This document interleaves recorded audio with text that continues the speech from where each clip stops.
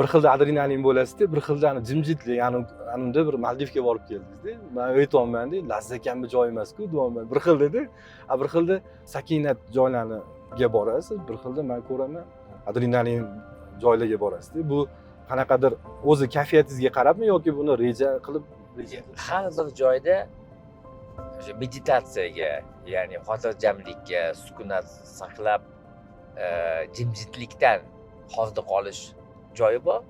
Har bir joyda. O'sha yerda o'zida adrenalin ham borda. Agar o'zi qimirlamaydigan, jo'ng turadigan narsa o'zi yo'q hech narsa.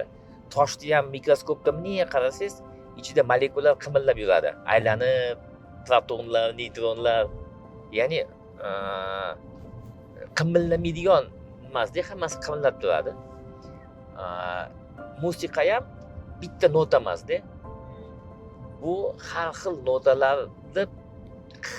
notalar birlashganda musiqa chiqadi. Bitta masalan musiqani biladigan do bo'lsa 20 sekunddan keyin miya portlaydi. Nima musiqa chiqadi? Masalan o'zim musiqa bilan shug'ullanganman. Do re mi la mi sol fa deganda mi bilan la ni orasidagi narsa garmoniyani beradi. Garmoniya nima degani? Bu ko'plari bir xillik deb biladi. Yo'q. Garmoniya bu har xillikni go'zalligi bir joyda bo'lsa, o'shanda plus minus bo'lib garmoniya bo'ladi. Ledovitый okean bor, muz okeanlari.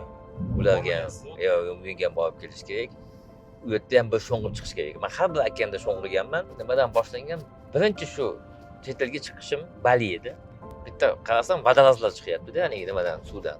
Sho'ng'iysanmi deyishdi. Ingliz tilini ham yaxshi bilmasdim shu paytda. Ishora qilishdi. Sho'ng'iysanmi? Sho'ng'iyman dedim. Mamki qo'l qo'y dedi. U qilmasdan nima bu demak ekan bilmayman. Hammasiga ya'ni kasal emasman, roziman, o'lib ketishga roziman, hammasiga bilmasdan taq qilib qo'l qo'yib oldim. Havo yetmay qolsa, akula ko'rsa, bunaqa bo'lsa, menga qarab, bunaqa qil, tushuntirdi. Tushundingmi dedi. Ha dedim. O'zi tushunmagan bo'lsam ham. Qo'l qo'y dedi bo'lmasa. Yo'q, tavakkalchiman-da. Qo'l qo'ydim. Kemaga o'tirdik, ketdik. Kostyum kiydirdi. Ming baliq sezoniga tushib qolgan ekanman-da. Shunaqa tiniq suv.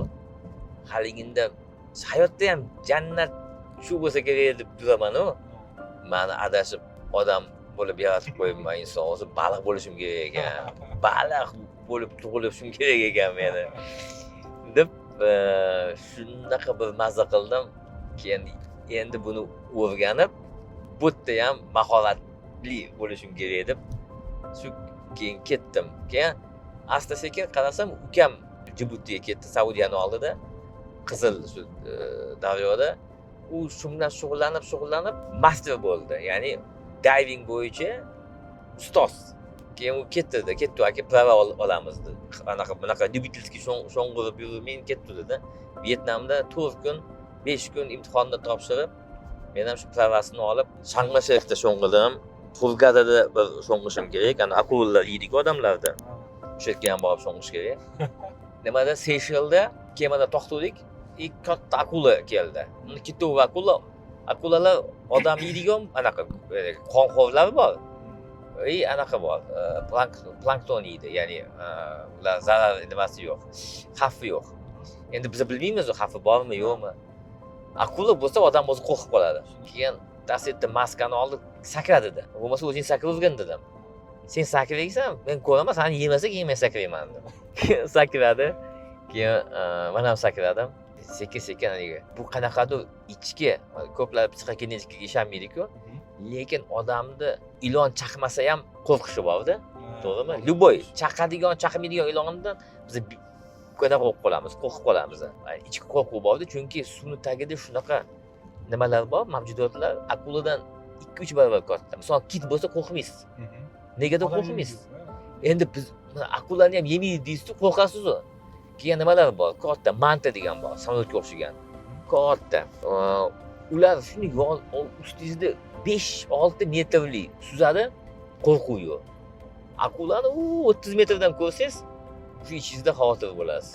Bu qo'rquvdan ham qanaqadir bo'lsa insonga ichiga Xudodan yaratilgan bir algoritmda yosh bolalar ham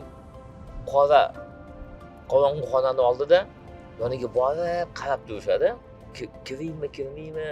Davay deb bir-birini itarib, davay sankir deymiz. Ya'ni qo'rquvga intilish bor-da baribir insonda.